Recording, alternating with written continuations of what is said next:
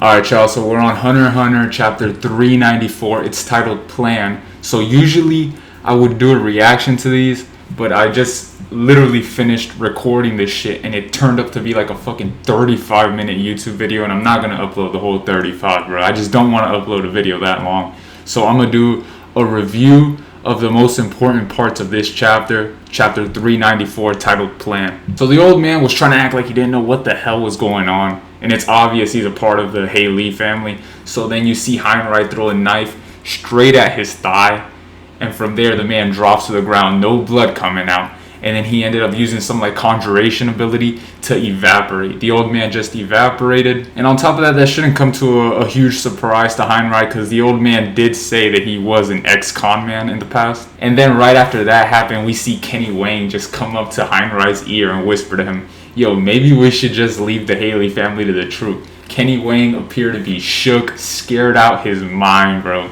Pretty much showing us that him and his team are fucking pussies, bro. You're setting a bad example for Char at this moment. Then we get to see this midget with like some type of hamburger afro type hairstyle run in the room, and then he disappeared through the one trap that they had set in the room, and then he spawned in the Haley hideout. And then we get to see that right when the midget got spawned in the Haley hideout, we get to see Billy, the guy from chapter 390, which is a part of the Haley crew, that got beat the fuck up by Zakuro. That was in 390, before the whole 4-year break, and he got stabbed on the neck by like some type of injection. And then you get to see that Billy celebrated the fact that that caused him to jump up to level 21. And then we get an image in the Haley hideout that they are butchering human beings, because as you see in the background, they were butchering the midget, and they're like chopping up their body parts and putting them all in bags. Then we get to see at the hideout, Marina tell her people that Cernich will most likely want to seek revenge and try to kill her once he finds out that they have betrayed her.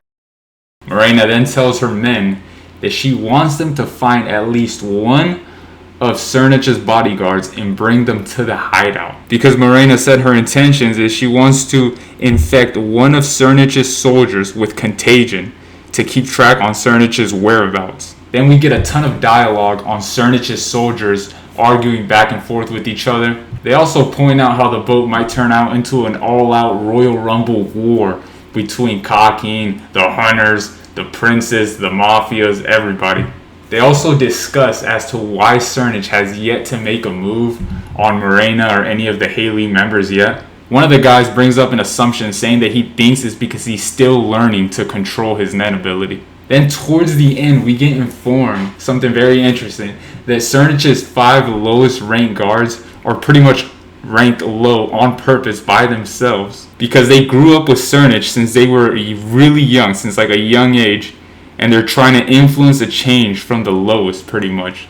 Because as you got to see throughout the chapter, they're fucking smart. And one of the guards even told them, like, why don't you guys actually try to become one of his bodyguards or higher ranked?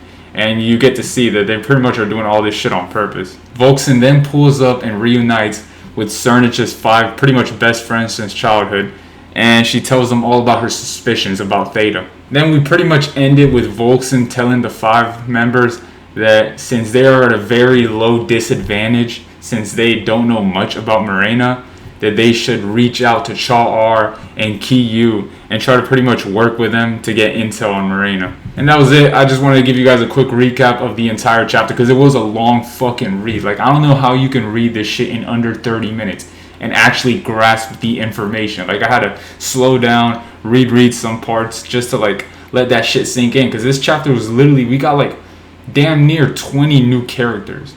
You know what I mean? And it was mostly all characters who are a part of Cernich's crew and a part of Marina's crew. Like a whole bunch of new characters a part of these groups, but it was a whole bunch of very important information. So yeah, I just gave y'all the main points. There's still some shit that I left out, but whatever. Hopefully, I don't know, maybe next chapter, if it's like this, I'm gonna do just reviews. If it's not, I'm gonna do reactions. But either way, I'm gonna drop some shit every week. Thank you guys.